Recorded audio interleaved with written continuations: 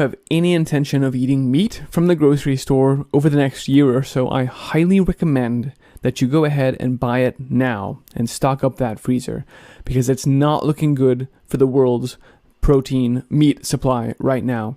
This from Smithfield in the US, which is owned by China. It's going to be devastating. One of the country's largest pork processing facilities is closing, and that is indefinitely. Smithfield announced today that the Sioux Falls, South Dakota facility will remain closed until further notice. We are temporarily closing it, just like these temporary medical martial law that we'll institute until things get back to normal. That's not going to happen. The plant is one of the largest pork processing facilities in the U.S., representing 4 to 5% of total U.S. pork production. Just stopped. It supplies nearly 130 million servings of food per week. That is 18 million meals per day that are no longer being produced and served up from the United States, employing 3,700 people. More than 550 independent family farms supply this plant. Quote, the closure of this facility, combined with a growing list of other protein plants, is pushing our country perilously close to the edge in terms of our meat supply. It is impossible to keep our grocery stores stocked if plants aren't running. Also, these facility closures will have severe and almost certainly disastrous repercussions for many other people in the supply chain. First and foremost, the nation's livestock farmers. These farmer ranchers have nowhere to send their animals. And ladies and gentlemen, that's exactly the problem. If you think of the supply chain as a factory moving things forward, then when Smithfield down the line stops processing, then the pigs that are growing up and being fed earlier in the line have nowhere to go. This creates, as we'd read previously, significant animal welfare troubles, meaning there's more animals coming in, there's no food to feed the animals that we weren't able to get rid of. There's just it's a cluster problem everywhere, and it cascades throughout the supply chain. Reuters is covering this as well. The world's biggest pork producer is shutting off, like we said, 4 to 5% of hog production, pushing us perilously close to the edge. And, there were a number of other things that were harrowing today, and we'll talk about a few of them, but this really needs to be discussed. I'm Christian, and this is the Ice Age Farmer channel.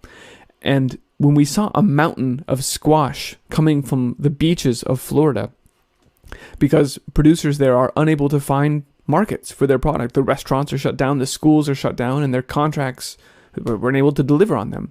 And so this is backing them up. Obviously, that's going to cause huge financial stress on those producers, but it's really not going to be a huge shock to the supply chain. This is just a temporary misallocation of those resources, given that we've shut down those markets.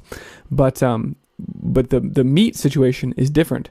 And so that is not as disturbing. Even the lines of 60,000 people in the equivalent of a bread line for the soup kitchen in Manhattan today, and long lines, of course, of cars in San Antonio. We've seen lines that are almost like the Great Depression, only 2020 version. These scenes today were harrowing. And so too are these warnings that we're going to be having mid-April, late April winter storms, almost record cold temperatures that are going to cause, according to USDA's chief meteorologist, billions of dollars in damage this year potentially, based on the fact that it did so last time in 2007 and 2017. This would also cause planting delays over the next 2 to 3 weeks. Still not as bad as last year, but worth mentioning. Each of these things would be hugely noteworthy independently. But what's really driving, the Florida, I should have mentioned, those are thousands of acres worth of fruits and vegetables being plowed over or left to rot into the fields. This is just like the same thing we're seeing with 3.7 million gallons of milk being dumped by dairy farmers all over the nation every day. And we'd warned that this would be the same as well for meat packers if processors didn't come back online. And indeed, now that especially as more and more of these are going offline, pure chaos is erupting in the meat supply chain. Indeed, I received this video from an anonymous Northwest Iowa resident today who caught this large poultry operation on video dumping dead chickens out of their poultry house onto flatbed trucks. So there's a line of trucks receiving dead chickens. Surely they're going off to go bury them. We can say that with some certainty because it's been happening around the world. Just for a bit of perspective there. And just to be perfectly clear, ladies and gentlemen, you are looking at the machine that feeds society shutting down. This is a controlled demolition of our food supply. We knew this situation in Sioux Falls was developing because only a few days ago they had identified this as a hot spot, according to the South Dakota Department of Health. And Smithfield was connected to a lot of the cases up there. So this case to shut down meat production had been ramping up gradually over time. And sure enough, like I said yesterday, the governor actually reached out and said, we'd really like to request that you just shut down your meat production until further notice. A temporary shutdown with no specified end date. This does build upon the fact that other meat plants around the country have been shutting down. From Reuters here, quote, reduced meat output from the shutdowns threatens to tighten supplies of certain products at a time when demand is rising at grocery stores. Tyson shut down a hog slaughterhouse in Columbus Junction, Iowa. That's 2% of our total slaughtering capacity. National Beef said it suspended cattle slaughtering at Tama, Iowa. These are unprecedented times for the industry. And JBS also had halted operations at a beef plant in Suderton, Pennsylvania. All of these shutdowns mean that there is a glut of meat, right? As Chris Van Beek puts it, what are we going to do with those 200,000 pigs? Producers are going to go broke without any place to sell their pigs or their poultry or their beef. They're going to be forced to euthanize their animals since we can't empty out the barns. This is a significant problem. In fact, in his words, most small producers only work with one plant, so this is going to be a first-class disaster for Northwest Iowa. It's unbelievable. And as I said, stepping back a second, this is the case around the world. We've been seeing this same situation play out.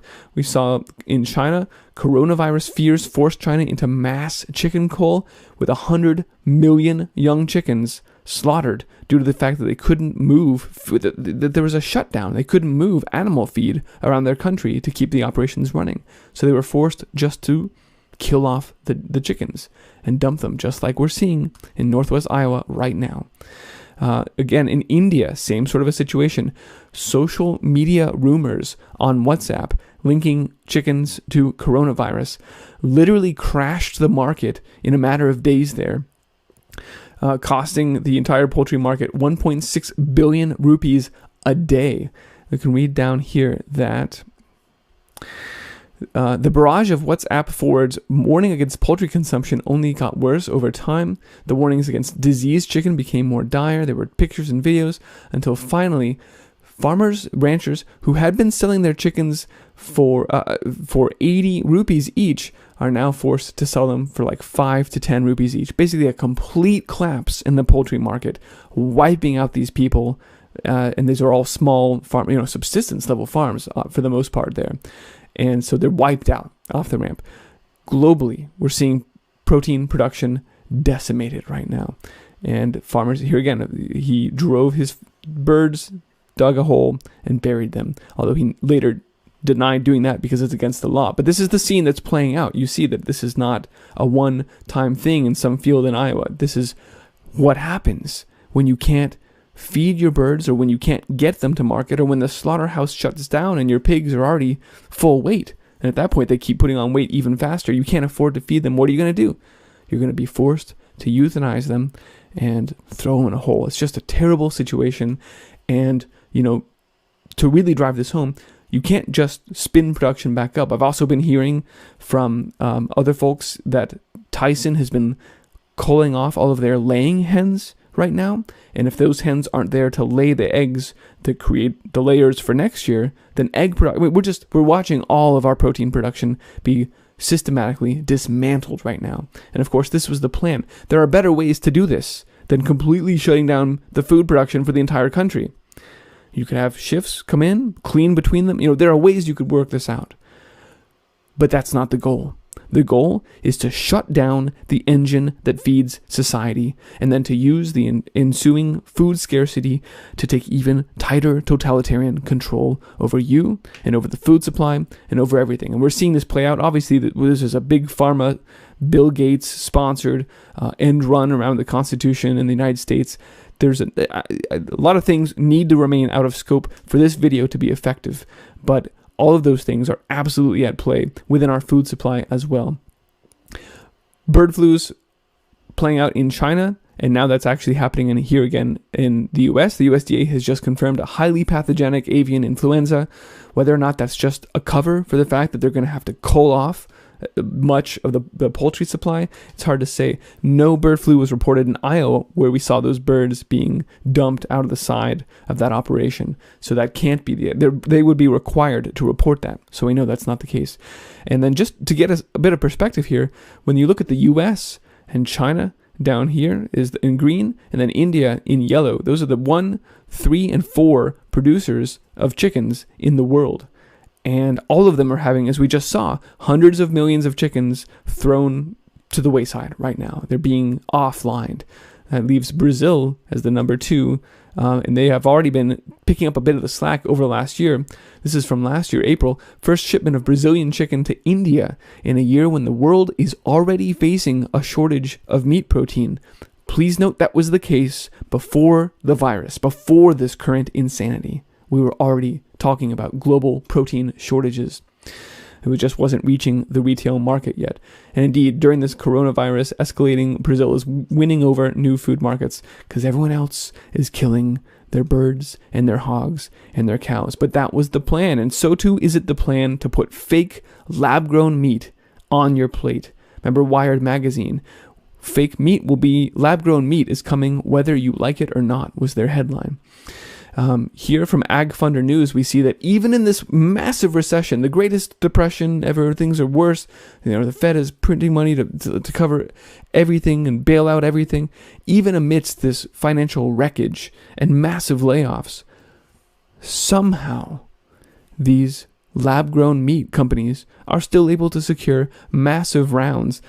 This one, Kale United, pulling down 350,000 euros in a single day to fund their. Somehow, that money is still flowing, even while everything else is shutting down. And you have to ask yourself, why is that happening? How are those things still moving forward? Well, it's because that's the plan. Textured, here's from the mirror.co.uk, pushing that agenda. Textured lab meat made from cow muscle cells could see the closure of abattoirs, which is slaughterhouses. Scientists stumbled over the development. We just happened to fancy that. We just happened to figure it out when we were growing human muscle tissue for grafting. We had no intention of adopting the technique to fast food. And if you believe that, I have a bridge to sell you. Textured meat made from cow muscle cells has been created in a lab in an advance that could bring us closer to shutting our abattoirs. And here you see the woman at the Israel Institute of Technology responsible for this. Of course, that's bollocks. We've been hearing since Lord Birkenhead 100 years ago about how they were going to get rid of animal agriculture and move to cell-cultured meat that they're calling clean meat. It's disgusting. This is a long-standing plan, and they are seizing on this opportunity now. Never let the crisis go to waste. They are not. They are going for the cashless, meatless, transhumanist society, and they're doing it now. And it's also worth mentioning that Michigan has joined Vermont in banning the sale of seeds. There is no rational explanation for why you would want to cut people off from seeds unless you are trying to preclude them from securing their own food supply, from growing their own food. This is why it's important for us all to be growing food, saving the seeds, sharing those seeds, teaching people around us about what's going on with this attack on our freedoms and on our food sovereignty, and making sure that other people around us start to get the message and grow their own food as well, and use regenerative practices. Ladies and gentlemen, I have this idea right now. All of these things are playing out, and certainly there has been a drastic disturbance in the force. Everyone's patterns have been broken. But I want to point out that it was those patterns, the daily grind, the things that once I work through my credit card loans, or whatever it is, whatever people were stuck in their patterns doing, all of that has been shaken up now.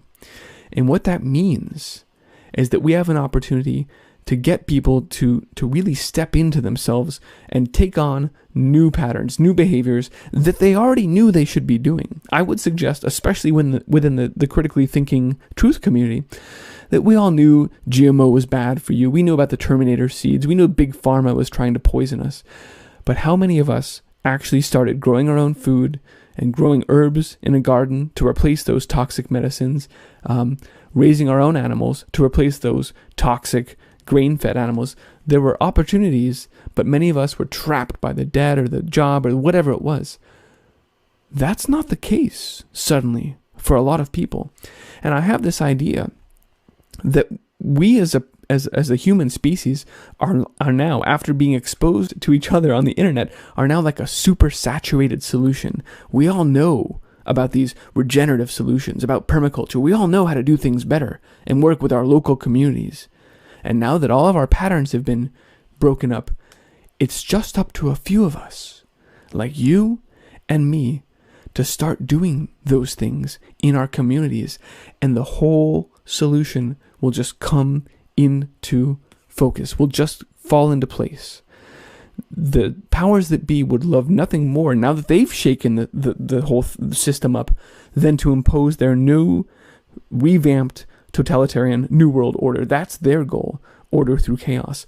But if we, because we already know the solutions here, if we enable ourselves and empower the people around us with knowledge to start doing these things as well, to live regeneratively, then I think there's a chance we can, like a super saturated solution, crystallize into a much better form of society, one where we don't cede control over our food systems, over our energy systems, over our health, to a centralized totalitarian regime.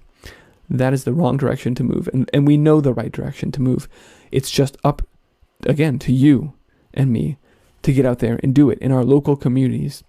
Be the change. Now more than ever, be the change that you want to see, because people are ready for it, and they're just looking around for that one person to show them how.